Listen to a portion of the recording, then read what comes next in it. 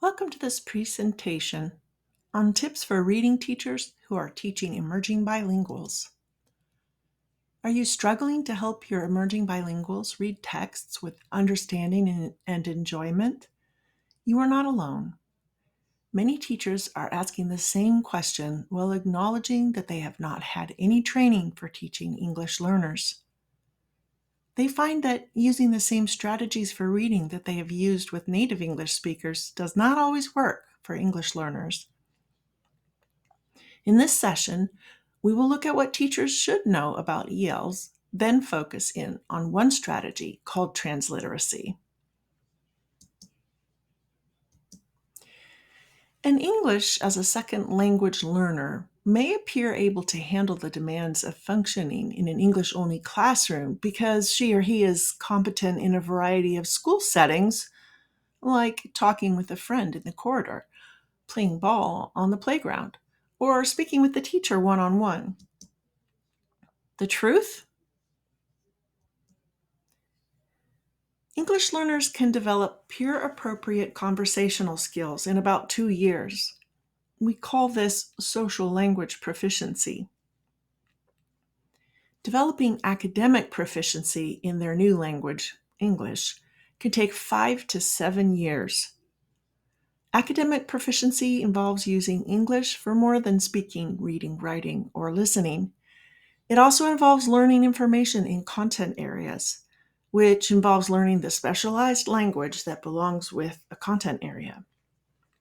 English learners must make greater gains than their native speaking peers every year in order to catch up and close the learning gap. What can you do in the classroom? Always provide context for students before reading a text. You can do this by previewing and discussing it. You can do this by looking at various text features in nonfiction texts. You can do this by creating a word wall of the text's most challenging vocabulary. You can do this by doing a picture or illustration walk. In fiction, you can do this by introducing characters and plot. You can do this by choral reading with students, which is especially good to do with poetry because the repetitions of reading and the dramatization of the meaning through gestures and motions both give contextual clues about the text. Providing context prior to reading is one way to ensure that students are receiving comprehensible input, which is spoken or written language that is delivered at a level students can understand but that stretches their abilities. It's called I+1, or the input hypothesis. And this was originally a theory of learning developed by the linguist Stephen Krashen in the 1970s.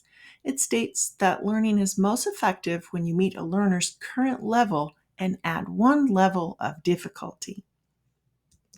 It's like going up the rungs of a ladder. Listening and reading. Did you know that listening and reading, or orthography and phonology, are closely connected? Research has demonstrated that children who have some idea of words and sounds being related have an orientation toward sound symbol correspondence. This makes a difference in their ability to progress as a reader.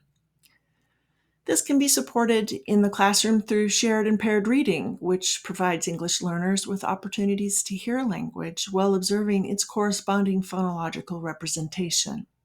Listening centers are also a great tool. Schema theory says that comprehending a text involves an interaction between the reader's background knowledge and the text itself. The litmus test for that would be asking yourself, does a child require background knowledge before being able to respond to questions about a text he or she read? Example, can a child raised with a Christian orientation be expected to answer questions about Muslims if the knowledge related to the Muslim religion has not been specifically taught? What you can do in the classroom.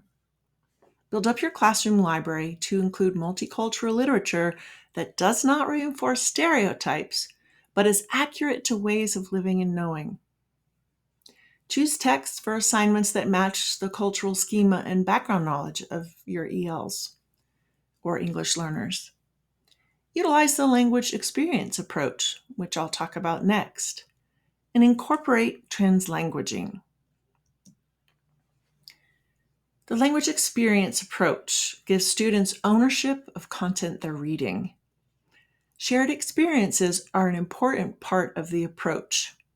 An example, students tell the story of an experience while the teacher writes it where all students can see. Students learn that what they can think about, they can talk about, and what they can talk about, they can write about, and what they can write about, they can read about. Through the expansion of oral language through experience, students can better write about such experiences. Similar to this is interactive or share the pen writing activities. Vocabulary. Fluency and vocabulary go hand in hand. Research has demonstrated that multiple times. Learning words in isolation does not stick. Research shows that words defined as you read are words better learned. The beauty of e-readers such as the Kindle is that they allow for instant definitions of unknown words, and that really supports vocabulary learning. No e-reader? Have students use stickies to post definitions beside words in a text. You can provide this information before a reading happens. Front load the information so that as they're reading and come across it, the definition is there. Total physical response also enables better retention. And that's where you're using different motions with your body, different gestures that match the words that you're using. And similar to TPR is sign language or gestures performed while reciting or singing. This song in the illustration here, sung to the tune of Sarah Sponda, was used with my second graders to help them learn the 3 names of rock types: metamorphic, igneous, and sedimentary. And they loved this song and very quickly learned those words and what they meant. So that's just one example. Another method is narrow reading for vocabulary learning. In narrow reading, learners read authentic writing about the same topic, but in a number of different texts. By doing this, students are exposed to a common body of vocabulary. And in this way, these words are recycled and so ultimately integrated with the learner's vocabulary. This is most effective when the texts are similar in pattern, contain comprehensible input, and are relatively short. There are a couple of really fun techniques that you can use for this, and such as spot the differences or bad translation. And on the presentation here, I've given the URL. It's short URL @/SZ capital J capital N 1.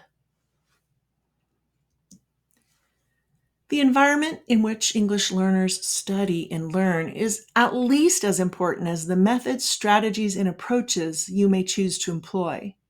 Using a culturally relevant teaching approach means that students' native languages can be viewed as an additive to the classroom environment rather than as a deficit that needs to be remedied.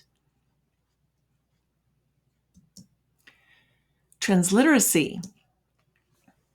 Reading across languages. This is a method that teachers can use to observe reading behaviors in different languages, analyze for strengths, and provide explicit teaching that builds on students' bilingual resources. Bilingual readers process text by drawing upon their entire linguistic repertoire or across languages, because a bilingual's brain processes 2 languages as one.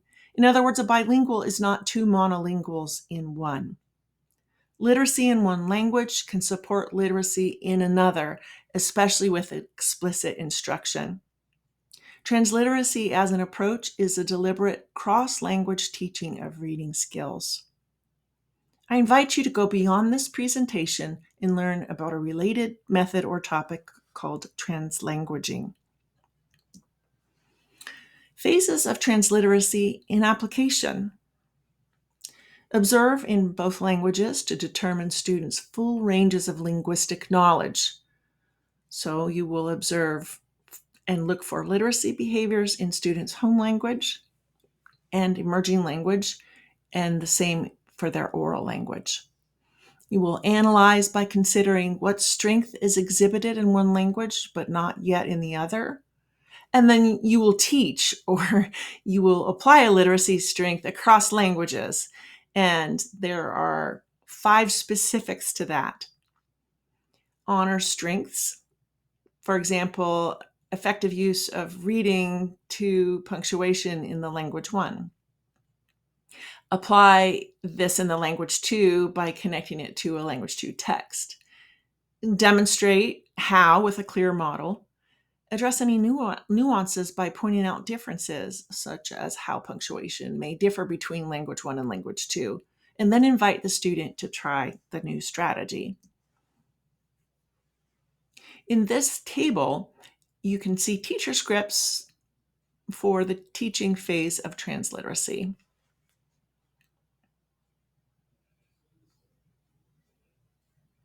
So pause the video here if you wish to read these. Transliteracy offers a model by which we teach from what students already know and celebrate rather than ignore students' bilingualism. On the topic of what reading teachers need to know about English learners, information came from this source, Drucker, What Reading Teachers Should Know About ESL Learners in the Reading Teacher. And on the topic of using transliteracy, information came from this source, Zoller and Brasino, an asset-based practice for teaching bilingual readers that was also in the Reading Teacher. Thank you.